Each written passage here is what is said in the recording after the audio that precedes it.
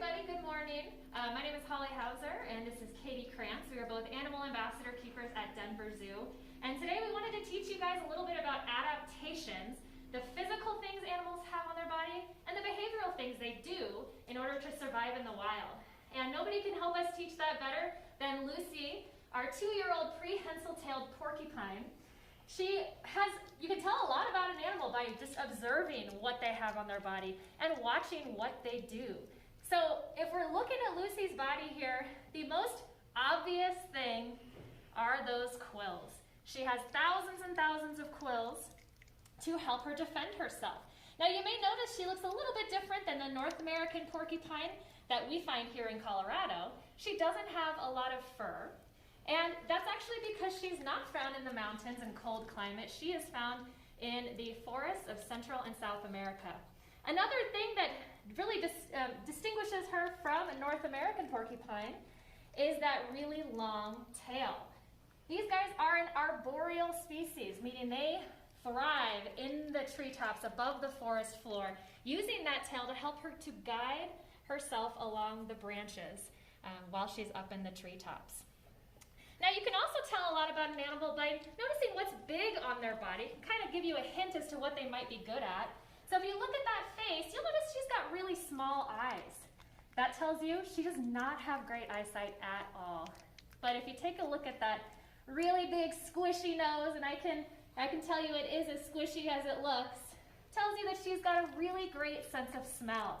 So she's going to use that nose to explore her habitat, to smell if there might be food around, to smell if there might be a predator around. And so that's going to be her most dominant sense. You'll also notice those whiskers that she has, similar to your cat or dog at home. These are a little bit longer than your cat might have. Those whiskers help to explore her environment too, to explore where the food is or when she's moving along those branches. So you may also notice she's got some claws. So in the wild, these guys are going to eat leaves and roots and bark and things like that. And those nails not only help them climb, but they also help them to dig around a little bit if she ever does make it down to the forest floor to look for some food.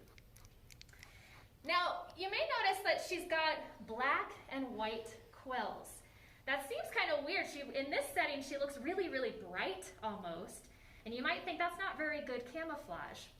But if you're thinking about where she lives in the rainforest, when she's up in the trees, a lot of times light will kind of scatter through the leaves, onto the leaves and branches. And that scattering of light actually can kind of look blotchy, like this white and dark camouflage that she has.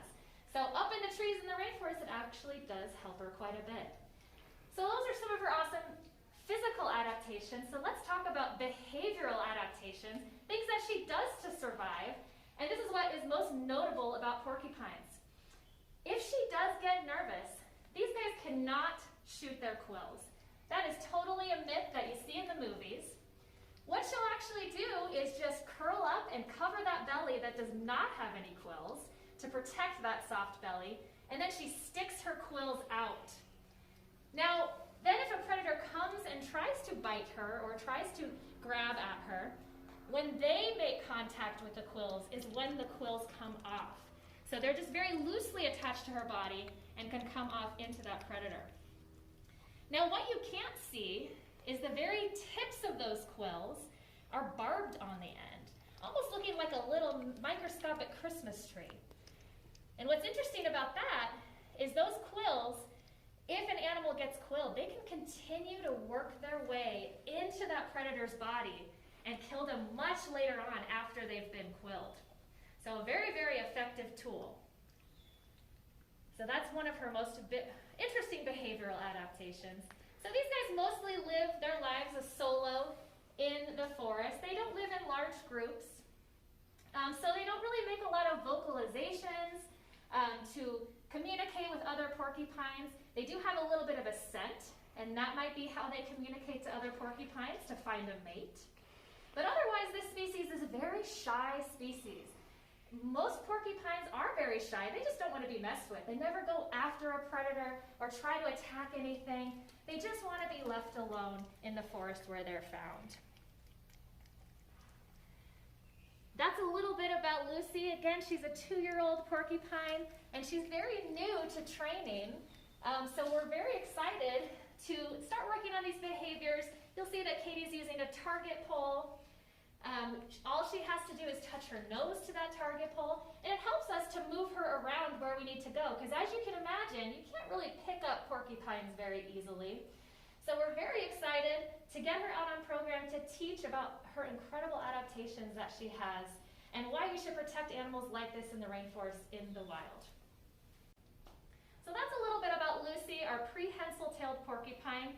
I hope you learned a little bit about the behavioral and the physical adaptations that she has to help her to survive in the wild. We're really happy to share her with you today. So thank you so much for joining us.